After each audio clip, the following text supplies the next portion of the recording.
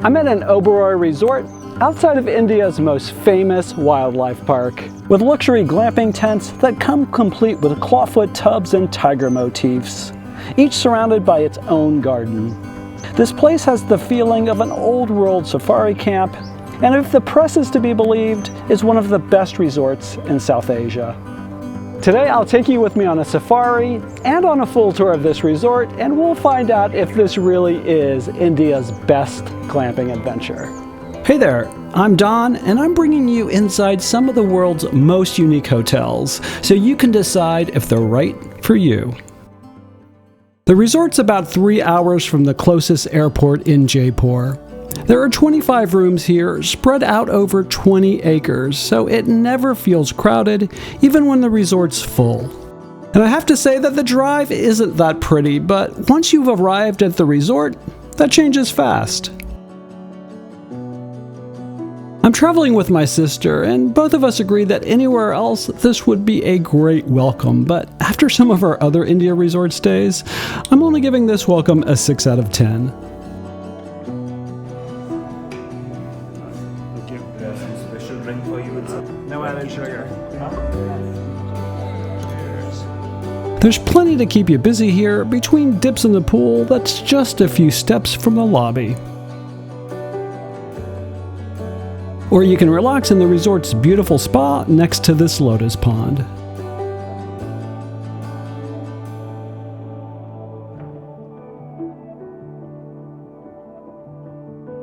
There's also daily yoga, but let's be serious. People come here to go on a safari in the Ranthambhore National Park.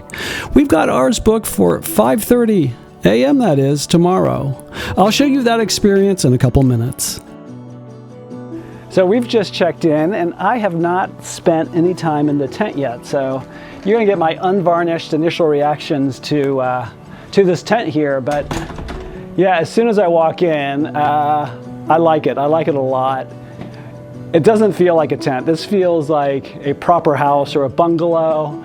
Really high ceilings. Love the tent fabric. It's fun with the tigers and the little trees on there.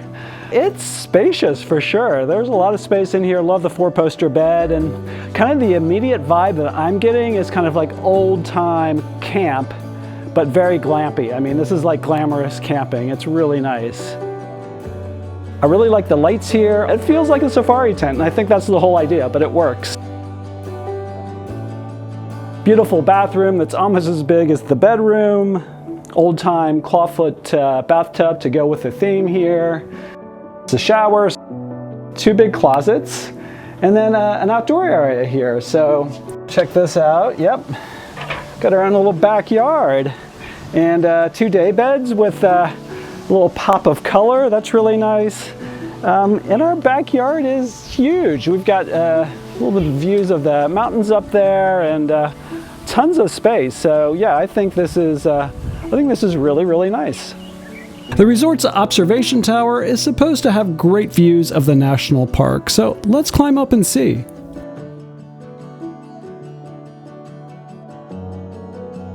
I pay for all my hotel stays, so I can give you my honest opinion. Your subscription helps me do this. Thanks.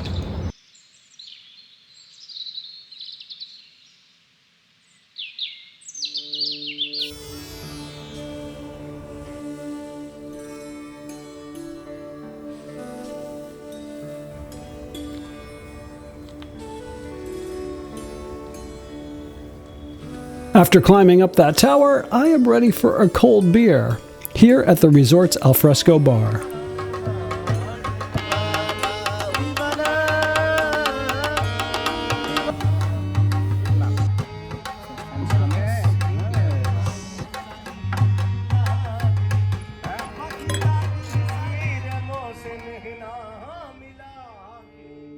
On our way to dinner, let's stop into the library/bar in here.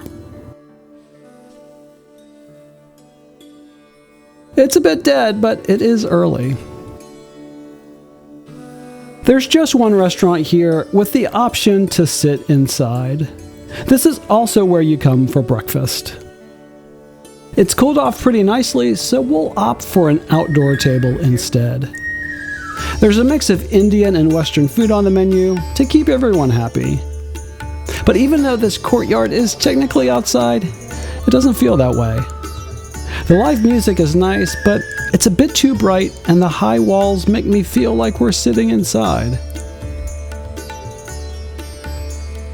We have to get up at 5 o'clock for our safari, so off to bed.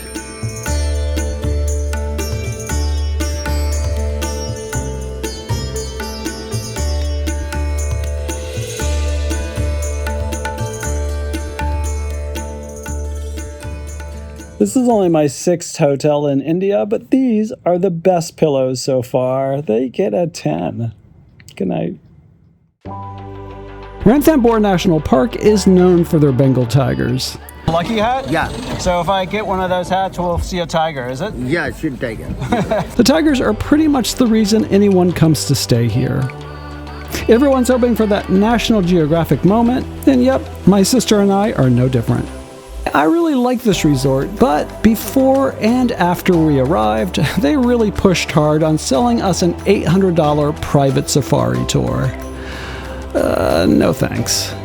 I booked my own through Viator instead for $80. Sure, it's not as VIP, but I'll take my chances.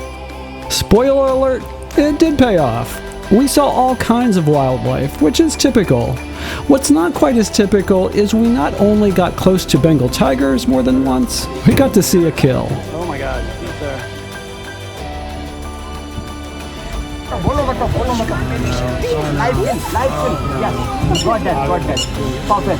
If you're curious about the cost breakdown and whether it was worth it, I've got all the details in another video about my safari adventure here. We arrived back at the hotel mid-morning to a surprise private breakfast set up for us on the lawn. A nice way to end the stay here for sure. In terms of the highs, the service here is excellent. As good as the Oberoi in Delhi that I used to stay at 20 years ago on business. The grounds here are also really beautiful and really well maintained. And I love the tent. It is so beautiful and so comfortable. But I do wish there were screens on the windows so you could open things up at night and just enjoy the beauty that's around you. My only low here is the dinner venue. The inside felt a bit stuffy and the outside made us feel like we were inside. And this isn't a low, but you should know that this place is really expensive. But not as expensive as where we're headed next. The almond glamping experience that's only 15 minutes away from here. So I'm really curious to see how that compares to this. Bye. Bye, thank you.